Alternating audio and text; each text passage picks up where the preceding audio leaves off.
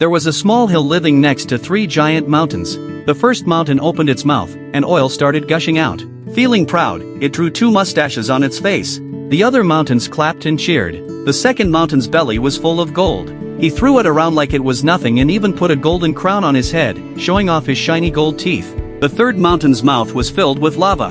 With just one puff, the other mountains' faces turned black from the burn. Then, all three rich, flashy mountains turned to the little hill, curious to see what treasure he had. The small hill reached into his belly and pulled out a pine cone. The mountains burst into laughter and even threw the pine cone at his head.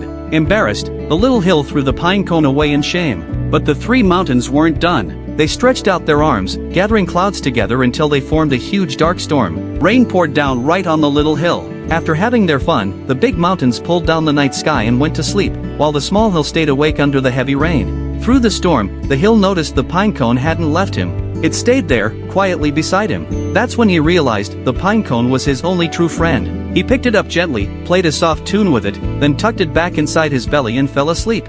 Time passed. The dark clouds above slowly drifted away, turning into soft white clouds. When the little hill woke up, he immediately looked for his pine cone, but it was gone. In its place, roots had spread all over. The three mountains looked up at the sky and started laughing again. But the next second, countless pine cones burst out, covering them completely. Out of the pine cones jumped a squirrel.